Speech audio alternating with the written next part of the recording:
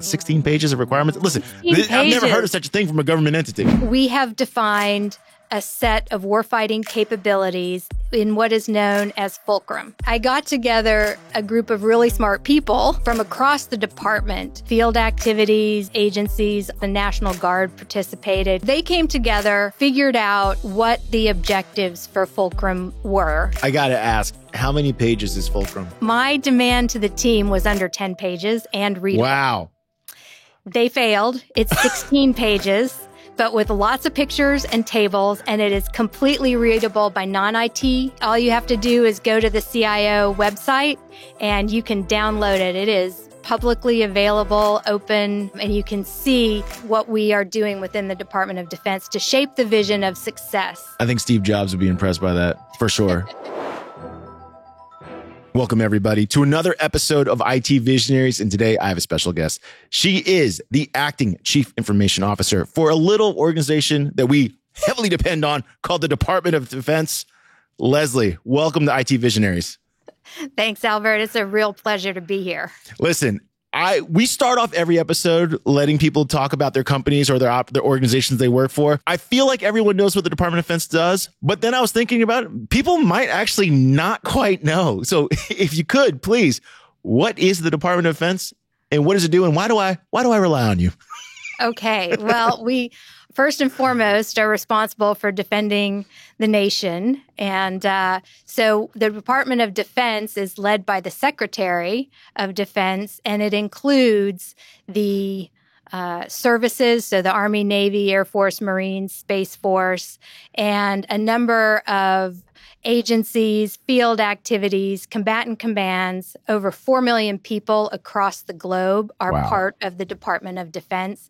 And as the Chief Information Officer for the Department of Defense, I'm responsible for helping coordinate all of the IT, the traditional IT work that you think of from a CIO perspective, as well as a few other things that I'll get into. But so in the commercial world, I'm more at the president, executive vice president level within an organization. So on the senior staff responsible for delivery of the information technology. In some ways, I have more authority than you do in the civilian world. And in other ways, I have a lot less. Because I'm sitting on top of this budget and I've got over 13 networks that I have to help synchronize, and at 3 classification levels. My stakeholders, so if you think of your board of directors as your stakeholders, my stakeholders include all of the services that I named, the 11 combatant commands, and over 25 defense agencies and field activities. So that's a large group with a lot of variety. And in addition to the normal IT stuff for the department, we are also responsible for the warfighting command, control, and communications in a lot of ways, specifically around satellite communications, spectrum allocation and usage, as well as position navigation and timing. So think of GPS in that realm. And altogether, that represents a budget of about $60 billion annually.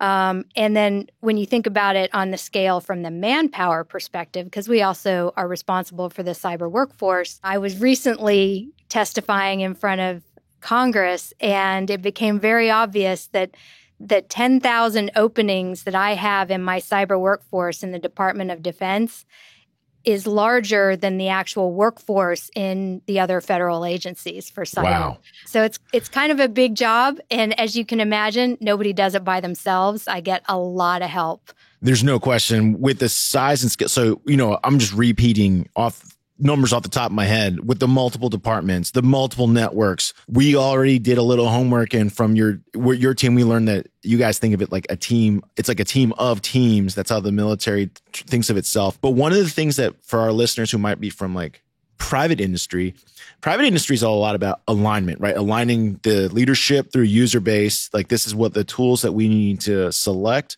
to advance our organization in whatever objective that we might have. How does that work when you have that many? Because it feels like there's a lot more. Like if each branch of service was its own department that had a say, there's a lot of departments that have a say. There are a lot. And that is probably the largest challenge within a role like this in the Department of Defense is keeping that alignment. Imagine seamless customer experiences, fast internet, and the bandwidth required to embrace new technologies. Are you ready to experience the network that makes it all possible? There's no network quite like Zayo's. With North America's largest independently owned fiber network, Zayo provides the backbone, connecting your organization to what's next. Thousands of data centers to cloud on-ramps, towers, and points of presence. Zayo's network carries massive amounts of data globally every single day. What really sets Zayo apart is their coast-to-coast routes spanning from Canada into Mexico that you simply won't find anywhere else. The most innovative companies choose Zayo because they are not just connecting places, but connecting what's next for you. Discover the power of Zayo's network today. www.zayo.com/network. What helped me was, I forget who it was, but somebody mentioned, you're not really responsible for an organization. You're responsible for an economy. And when I started thinking about it from the perspective of how do I align the strategic guidance coming out of the national security strategy and the actual tactical operational guidance, such as the cyber workforce strategy or the zero trust strategy, kind of how do we keep all of those in sync? If you think about it from the perspective of shaping the vision and helping the entire organization all the way down to my target audience, in most cases, really is not part of the Chief Information Office organization. It's part of the program managers throughout the services that are building technologies, capabilities, applications.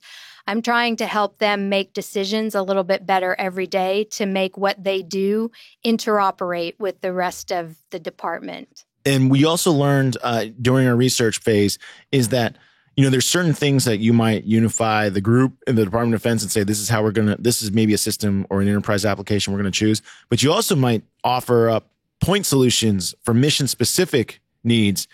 Is that accurate? Like, this is how, on one hand, we have to all unify, but on the other hand, it's also like, hey, we also need the best tools for the job concept. Yeah, on the best tools for the job concept, what we've focused on is actually identifying what that capability is. So in other words, in Zero Trust, we outlined 91 different capabilities that you have to do. What we haven't done is said, okay, use this tool to get this capability.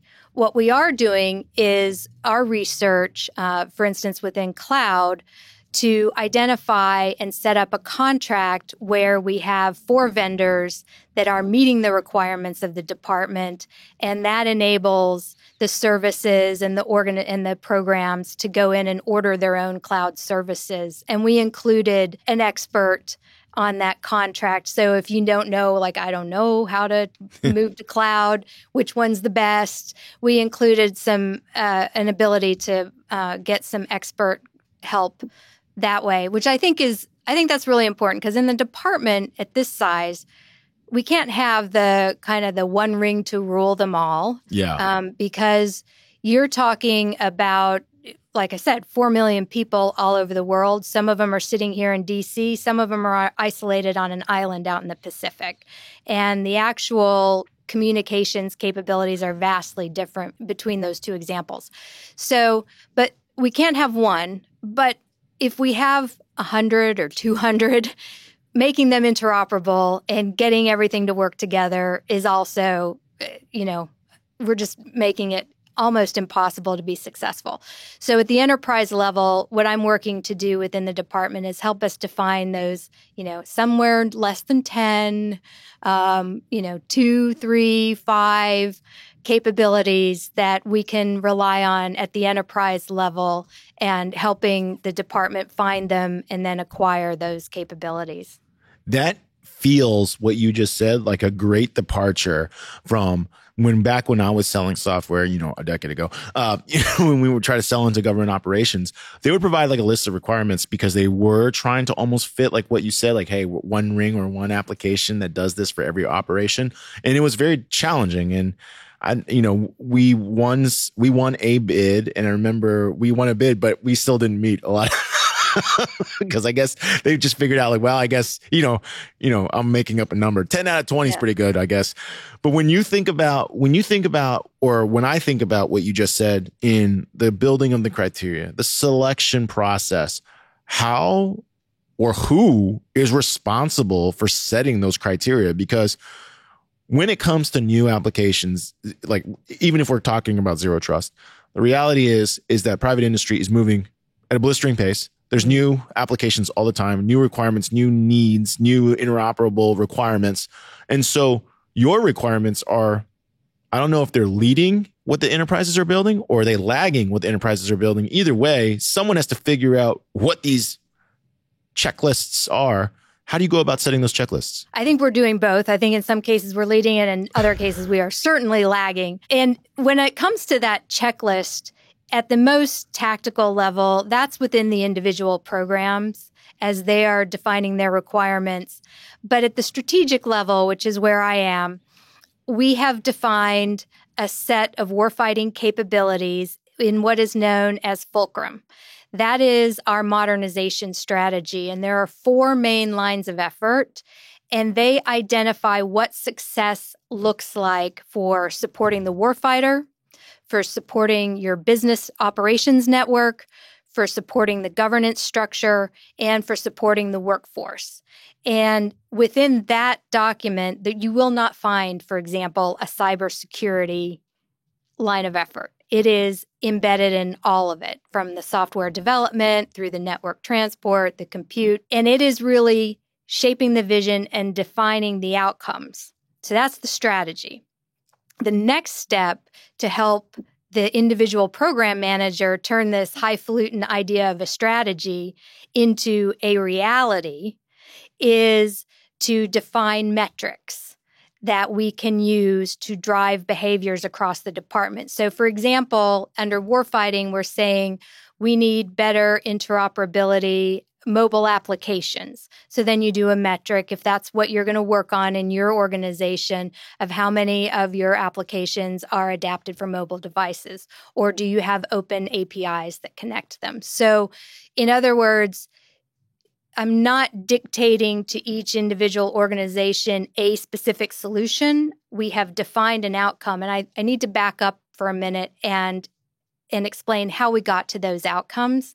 That wasn't Leslie sitting there going, oh, I think this is what we need. Yeah, I'm really smart. I know. No, I got together a group of really smart people, over 40. It was like 42 or 43. I forget the final count. From across the department, including the field activities and agencies, all the services, the National Guard participated because that's a whole other problem set with a citizen soldier because you're not on our networks most of the time. You're on the internet most of the time and trying to connect to us. So they came together and figured out what the objectives for Fulcrum were and wrote the document, and then the deputy signed off on it. And then that group is now, they also worked on all of the metrics associated with, and that group is now working on the implementation plan. So this wasn't Leslie's idea. This was coalescing from the department, the good work that we were already doing, and figuring out what do we need to do for the next 5 years and make sure that it stayed in alignment with the national strategy and the work that was was being done. I mean, ideally, in an organization, you'd love to go strategy to implementation plan to child strategies to child implementation plans.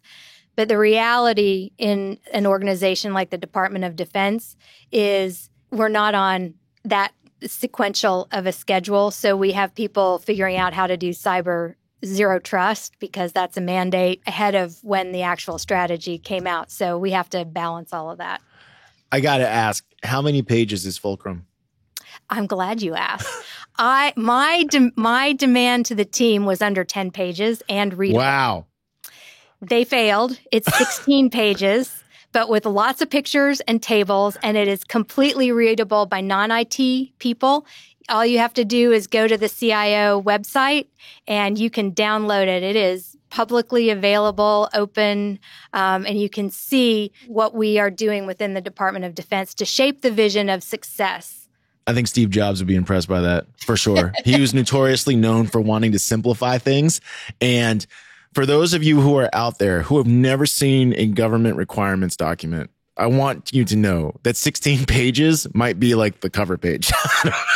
Yes. And I think the previous strategy was close to 40 pages or something. But I needed to make this a document that people would read, and people that weren't IT professionals would read and follow. Right. Yeah, and follow.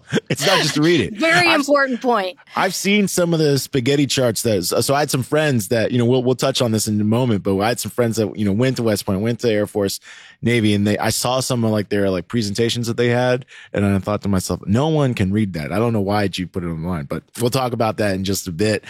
When you say the interoperability word, I've now noticed you've said that multiple times. And for a lot of myself included, engineers that have built applications in the last 10 years, when we think about building and relying on APIs, there's really like a handful of options, right? The first one is like, there's that company that is very, very mindful that you are connecting, that many applications are connected to it. So they're very thorough in their application development, thorough in their shipping. They give you lots of notifications and documentation, let you know these are changes that are coming. Make sure you update them. Then there are others just kind of move fast and break things. And then there are, of course, others that they might have like 6 dudes total or 6 gals total working on the API group. And so you're always thinking like, why is this not available? And interoperability to me is almost always API based, where there's probably some middleware applications that help get data from, system A to system B, something like that. How do you go about this? Do you make demands of the providers? Is it part of the selection process? Because I feel like because we had literal engineers that their job was just to constantly monitor APIs and update the middleware that was going to help make this transition easy. This sounds very difficult. How do you go about solving this problem? It is a difficult problem. And when I say the word interoperability, I'm also talking about integration within the department. And let me set the stage a little bit about what I'm talking about. We have a legacy architecture. So we were early adopters in the IT world. We have old data centers. We have old transport, old switches. It's an old house. There's some very old plumbing that needs to get updated. It's also not really instrumented well. So we're making improvements in those two kind of foundational areas so that we can improve that piece. The nuts and bolts of the engineering to make it interoperable, that's why we're putting those requirements into Fulcrum, and then it's incumbent upon the individual programs to actually deliver on that. And I will be successful when the individual programs, as they're putting together their requirements documents, are prioritizing being integrated or interoperable as much as they are solving their own problems. So I think it's incumbent upon the CIO to help figure out what do we mean from an architecture perspective and from a technology perspective to be interoperable. And that's where we still have some work to do. And then so that when the programs are solving their problems, they can do it in a way that will work with everyone else. That's the objective that I'm really trying to drive in that space. My last company, we were a social media management software company, and it was like the platforms themselves would deprecate fields all the time. Like, oh, we're just killing that. And I remember, so I was thinking like, that can't happen. Yeah, there are security concerns. And so we have to be very mindful of what we put on the network. Now, in order to try and reduce the barrier for companies to come in and do work with us, we've got a couple of areas that I wanted to highlight for you. The first one is the Deputy Secretary recently signed a reciprocity memo, and that sets out from a risk management framework and cybersecurity process the way in which authorizing officials can trust the artifacts of other authorizing officials, so that if you're bringing in a capability or a piece of software or something and you want to run it on NIPRNet, which is our unclassified, or SIPRNet, which is our one of our classified networks, that you will not have to go through the whole RMF process twice. Yeah. So I think we're making a lot of good headway there. We're also trying to reduce the cost of doing business with us, and from that perspective, we got the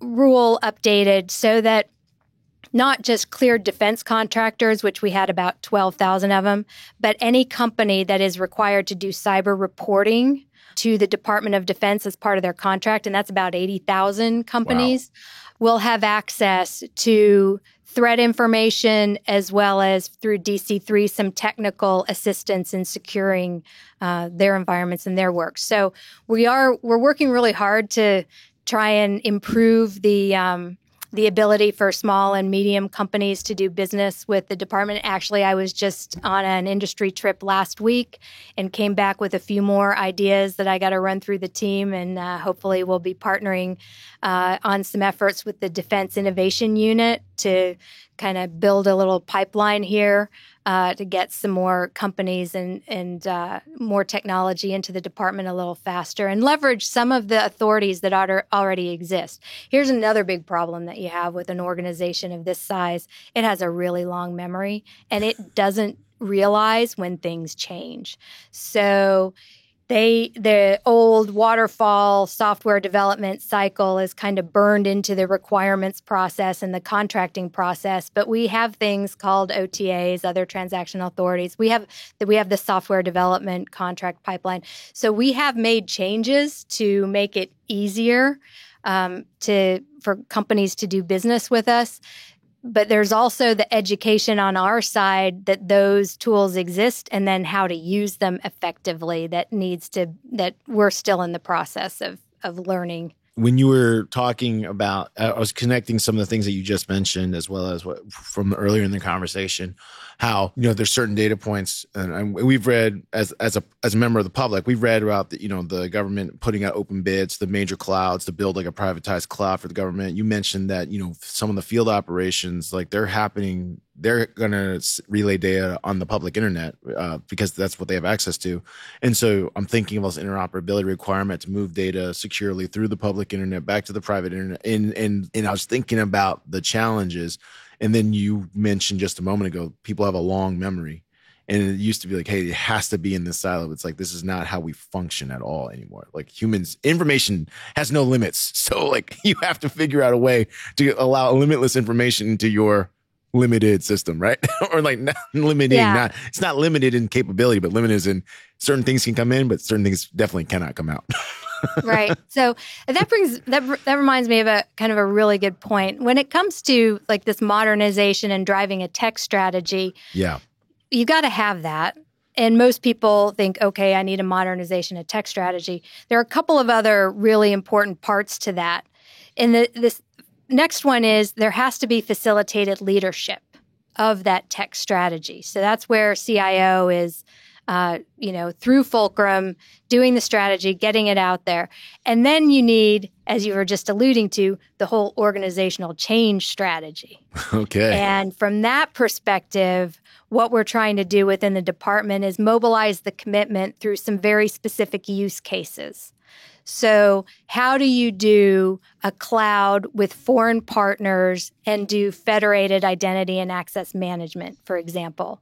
And then we're putting that through a series of experiments to prove out what we think will work and then make adjustments. So all of that effort in conjunction with the Chief Data and Artificial Intelligence Office, their guide, and the Bold Quest joint staff-led exercises, we're using kind of an experimentation approach to get the department to coalesce around the way we do things. Because this is the other piece.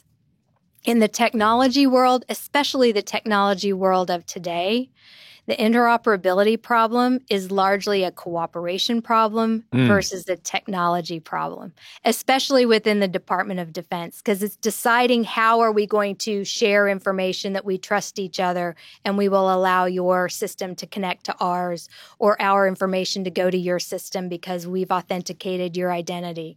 So it really is, it comes down to the people. So what you cannot do is underestimate the requirement to do organizational organizational change when you're rolling out a new technology strategy. What does that look like? Because I'm picturing someone with like, like to say a firmly held opinion. And sometimes when I have a firmly held opinion, I might be misinformed. And misinformed could just simply mean I'm a master in my domain, but I just don't know enough about your domain. So I'm just going to shut you off and say, no, Leslie, that's a bad idea. I can't do that.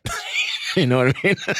That's why I use experimentation. You have to put your money where your mouth is, kind of a thing. What happens in corporate private entities, and I'm sure it's similar, it's like mini kingdoms. It's like, this is my kingdom. This is how I run it. This is how I want to do things.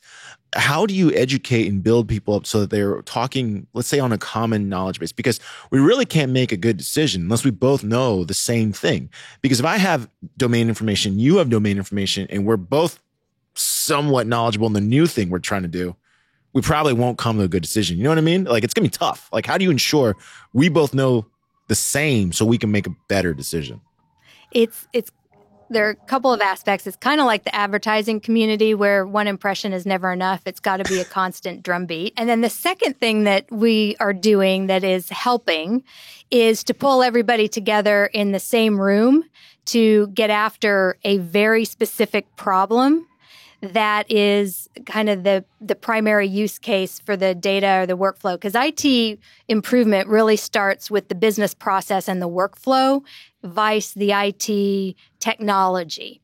And so, for example, in trying to bring the department together, as well as our foreign partners, on how do we architect our network so that we can share information securely, I brought together the operators of the network, the people that secure the network, and the people that use the network. And as you can imagine, in a department this size, that was well over 200 people. So it's a big, that's a lot of people.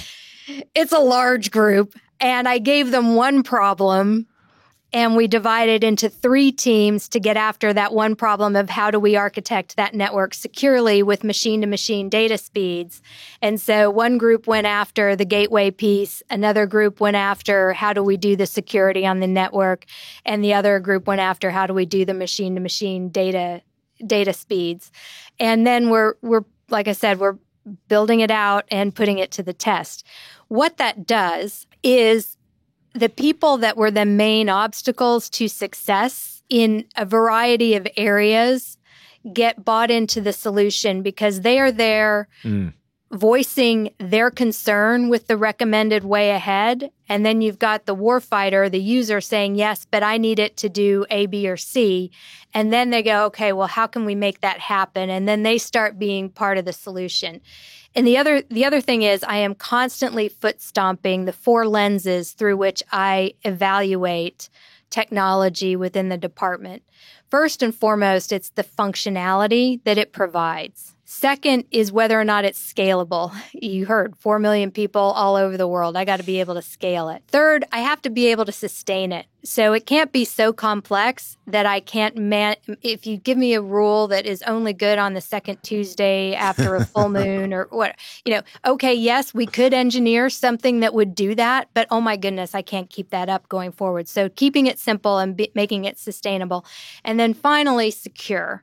And I didn't say that first because when I talk to my security professionals, they stop listening after I say the word secure. So I need, and not every use case in the department is going to have the same level and the same decision around those 4 lenses. So for example, the nuclear command control communications, security is going to be higher than functionality. In my unclassified networks, functionality may be higher than security. But there's always, it's a balance between those 4 levers, and those are the lenses that I think about when we implement technology and when people are trying to solve problems for the warfighter. I'm looking for solutions that check the 4 blocks there and in the right kind of mix for the problem, for that specific problem area. That leads me to my next question, hearing you talk. How often is it now that the Department of Defense is like contracting like custom applications being built, or is it readily available through the supply chain of what we know as enterprise software? Give us an idea, because you're definitely building things for some things, for sure, it's a unique use case. It has to be custom built. I know that, but it's at the same time, it's interoperable and it's got to work in different things. And the sustainable piece I think about is like, I remember the time I was pitched this new AI application, or excuse me, business intelligence, BI application, and it was written in a new language. And I was telling guys like, but I don't know anyone who can support this. Like, when are enough people going to know how to write what you write so that I can get help if you don't want to help me? Right. Those are tough decisions. And across the department, we do a combination. We are emphasizing trying to utilize commercial off the shelf as much as possible. But because we are a unique animal with unique requirements, there's generally some modification even with our commercial off the shelf products that have to happen. So that does impact the cost, the schedule, the ability to pull things in. When I think about how much planning that must go into each decision, because when we were building our application and we had something that didn't work, it wasn't that big of a deal. We could fix it. It didn't impact that many people, right? I feel like what you're building is a lot different. What is the timeline, I guess, when it comes to evaluation criteria? How long does it take to execute the full process before acquiring or building a new application and selecting a new provider? Like, I know that everyone wants to move fast because everyone wants to take advantage of the most modern or newest things, but I know you have different requirements. How long does it take to say yes to something? Yeah, it totally depends on how the acquisition is being done, the scale of the acquisition. So we have some cases that are as short as 2 or 3 months through the Defense Innovation Unit. Oh, wow. And then we have others that are on the more traditional 1 to 2 year kind of a timeline. And the JWCC contract, which is our Joint Warfighting Cloud capability, that took a number of years, but that was lining up for the department 4 cloud vendors at all 3 classification levels. And right now we've got over 120 organizations using it and $1 billion committed against those contracts. So that there's a lot more I's to dot and T's to cross in a process like that. I would like to see us do more of where we help identify some key business partners, because quite frankly, the commercial space, they're our secret sauce. The defense and industrial base and the commercial world is, I think, the secret sauce of the United States and the Department of Defense. That's where a lot of real innovation happens. Innovation happens within the department as well, but I really rely on the commercial world. And personally, I like to look for things that I didn't think I needed. And I didn't know I needed an iPad, for example, until one was invented, right? So there's opportunities like that. And that's why I like the Defense Innovation Unit, because companies can come to them and say, we've got this great product. It does A, B, or C. And they will look at the requirements that exist within the department and match them up. And then the company does like a business pitch. And so you work through the process, the acquisition process, a little more streamlined in that example. Yeah, there's no doubt about it. The way things are moving, like you said, I didn't know I needed it until I saw it. We're seeing it everywhere, right? The constant newness. And so the fact that you are stewarding, right? This new process to say, like, we have to figure out a way that we can say yes faster or better or make better decisions is a great thing for us. One of the things that we do always at IT Visionaries is we want to learn a little bit about our guests and how they got into this industry. And you got a great story. We looked you up. You started off at Air Force Academy. So I got to ask, because I want to go back there. You know, Air Force is notorious or the academies are definitely tough on freshmen incoming. Did you know what you were getting into when you chose to go to Air Force? No. And it's kind of funny. This job is sort of the same way as going to the academy, right? When I went in as a freshman, one of my mom's favorite letters from me was, I said, I knew this was going to be 24 hours a day. I didn't realize it was going to be 24 hours a day. Yeah.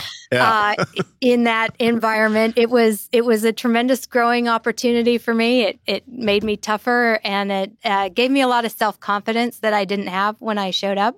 And I have some of the best friends in my life out of that experience. And it did fundamentally change the trajectory of the career that I was able to have, both in the civilian world as well as in the government world. What ultimately made you say yes? Was this something that you had always dreamt about as a child, or did something happen? Did you meet somebody? I have to confess, I went to the academy to be an astronaut. Yep. And then I got there and I realized that there were a lot of really smart people and I wasn't one of them. So I was looking for something else to do. So I went into intelligence instead. I'm like, all right, I can do that. Now we've had other members of the different armed forces on our show, whether they were in private sector and they attended the Naval Academy, or in public sector and attended West Point. Now, to a person, they all say the Air Force Academy gets it the easiest. Is this true?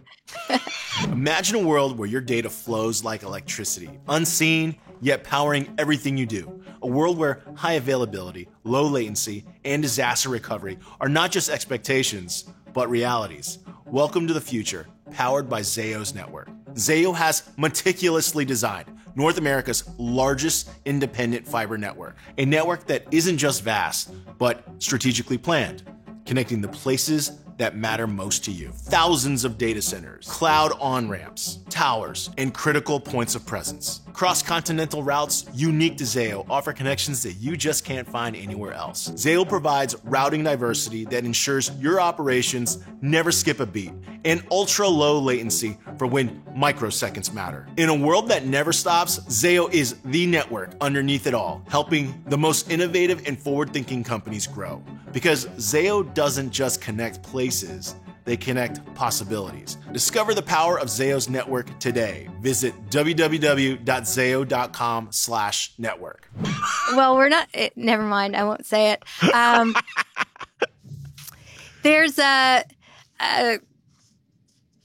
there might be some truth to that. I don't actually know that to be the case, but it's a different kind of environment. But we do sit when we go to war as opposed to walk, which the Army does. But anyway. How did you get into? You mentioned you thought at first you were going to be an astronaut. You eventually went towards intelligence. What did you learn about yourself when you first went down the intelligence path? That's a good question. Let me think for a second. So I went into it because my parents had kind of worked for the State Department in the military, and international relations was really something that I was interested in, and current events. So I guess what I learned was diplomacy and finding common ground and trying to bridge different cultures and taking different perspectives. That's probably what I learned most in my years of following kind of international current events and the inevitable he said, she said, and the finger pointing that happens at the international level. There's always multiple sides to a story, and the truth is somewhere in the middle. So I think that's probably the main thing, which has been, I think, an important skill to have. No doubt. That it was a good time. It led me, interestingly enough, to the IT world and business process improvement, because it was all about how do I get information to the right people at the right time.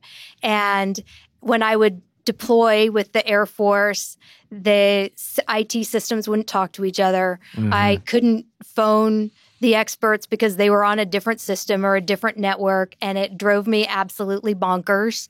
As a lean practitioner from the commercial world, because that's where I got my master black belt, was with GE Healthcare and then NBC Universal when they were part of the GE enterprise. And so that efficiency, business process improvement was part of my early DNA as well. Getting the right information to the right people eventually led me to work in IT. Interestingly enough, my one of my coworkers from back in the day at NBC Universal is now the CIO there, and he started out in content delivery as well and ended up in technology. There you go. Listen, Leslie, it's been awesome having you on the show, sharing some of the things that go behind the scenes of how the decisions get made, and an operation as important as the Department of Defense. Earlier in the conversation, you mentioned how many open seats you have to fill. I know recruiting is one of the big objectives of just about every CIO, CISO, CTO that I've interviewed on the show. So go ahead, make your pitch. If I'm a young engineer, cybersecurity, doesn't matter what skill I have, and I'm thinking about, where I want to go work next, make your pitch. Why work for the Department of Defense or one of the armed service branches or anyone under your small network of 4 million people. Small network. Yes, we absolutely get to do some of the most impactful work in the cyber world. We are defending the nation every day from another nation state, multiple nation states. And so this is the organization to be a part of, to cut your teeth and become a real expert. And that'll set you up for a career either with us or outside in the commercial world. I do not care. We need smart cyber people defending the nation in the government, in the military, and in our commercial companies. That's right. And I'm not trying to knock e-signature tools. Okay, I get it. Like, we need to sign documents, but if you want to be an engineer and you want to work for e-signature, that's one thing. But if you want to defend the country and stop our prevent adversarial attacks, you can't name a better place. All right, don't go with the e-signature. Come on, man, that's simple. They already figured it out. We're working really, really, really tough problems here, and so they're the best. There you go. Thank you, Leslie, for joining us today on IT Visionaries. I'm sure our audience is going to have a blast with this one. I thought you were very clear in the way you explained things, and I can't believe it. Fulcrum. Everyone go check that out. 16 pages of requirements. Listen, I've never heard of such a thing from a government entity. I know. Well, I try to help us make better decisions. Anyway, thank you, Albert. It's been a real pleasure. Thanks for joining us today on IT Visionaries.